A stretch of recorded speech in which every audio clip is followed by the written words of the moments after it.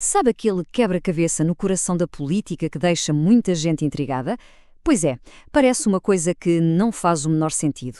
Hoje a gente vai explorar exatamente esse paradoxo, que é fascinante sobre o comportamento humano. A questão é basicamente essa. E olha, é uma que aparece o tempo todo. O que leva alguém a apoiar políticas ou até candidatos que parecem ir totalmente contra os seus próprios interesses.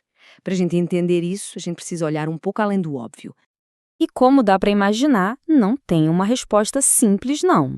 A explicação é tipo uma cebola, sabe? Cheia de camadas que vão da ideologia, passam pela psicologia e chegam até na estratégia política. Então, vamos juntos descascar isso camada por camada. A primeira peça desse nosso quebra-cabeça é uma visão económica muito, mas muito poderosa que vem moldando o debate público há décadas. Vamos tentar entender como é que ela funciona. No fundo, a ideia é a seguinte: o mercado, com toda a sua competição e o foco na eficiência, é visto como sendo muito superior ao Estado para gerenciar as coisas. E qual a consequência disso? Uma defesa forte da redução de programas sociais, de privatizações e de menos investimento público, claro. E aqui a gente vê a disputa central, bem clara. De um lado, o modelo do Estado, com serviços públicos que, vão combinar, são frequentemente retratados como lentos e corruptos. Do outro lado, o modelo de mercado, que promete modernidade e eficiência. A narrativa que domina tenta o tempo todo nos convencer de que a segunda opção é sempre, sempre a melhor. E aqui está o pulo do gato. Os defensores dessa visão até admitem que pode doer um pouco no curto prazo. Mas a promessa é que, lá na frente, uma economia mais forte vai acabar beneficiando todo mundo. Basicamente, é um pedido de sacrifício agora, em troca de um futuro supostamente melhor.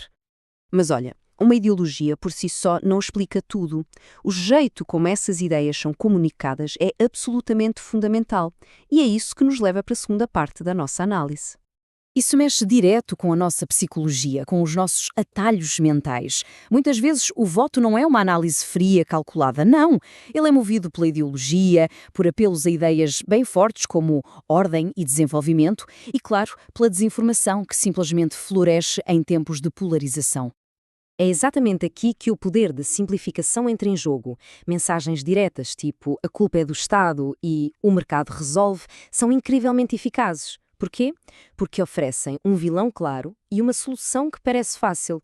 Isso é muito mais persuasivo do que qualquer explicação complexa e cheia de nuance, né? E essa estratégia é martelada o tempo todo, constantemente. A narrativa associa ao setor público a tudo que é negativo: corrupção, ineficiência, burocracia. O objetivo é gerar desconfiança. E quando essa desconfiança se instala, a ideia de cortar ou privatizar serviços públicos começa a parecer a única saída lógica. A força de uma narrativa, no entanto, também depende muito da fraqueza da narrativa concorrente, e isso nos leva à terceira peça do nosso quebra-cabeça: o vácuo político. O que acontece quando simplesmente não se consegue enxergar um caminho diferente? Quando as propostas alternativas parecem vagas, confusas ou, pior, pouco críveis? Pois é nesse exato cenário que as escolhas que parecem mais seguras, mas que podem ser bem prejudiciais, acabam ganhando força. O processo é quase um efeito dominó, sabe? Primeiro, a oposição falha em apresentar uma visão de futuro que seja convincente, que faça sentido para o dia-a-dia das pessoas. Com isso, a confiança em qualquer tipo de mudança vai diminuindo. E, no fim das contas, muitos eleitores acabam se agarrando ao que parece mais familiar ou seguro, mesmo que essa segurança seja uma ilusão. No final, tudo se resume a uma coisa: ser concreto. Não adianta só ter boas intenções. Se a oposição não consegue traduzir os seus objetivos em políticas que as pessoas sintam na pele, no bolso, na saúde, na segurança, a sua mensagem simplesmente não chega. Ok, então vamos agora juntar todas as peças. A gente já viu a ideologia, as narrativas, a falta de alternativas. Chegou a hora de montar o quadro completo e ver a imagem que se forma. Então, o que a gente tem no final? Não é só um fator, é uma verdadeira tempestade perfeita.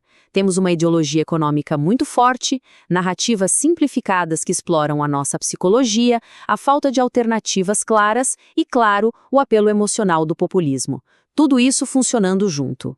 E a grande conclusão que a gente chega é que não dá para apontar um único culpado. A realidade é muito, muito mais complexa.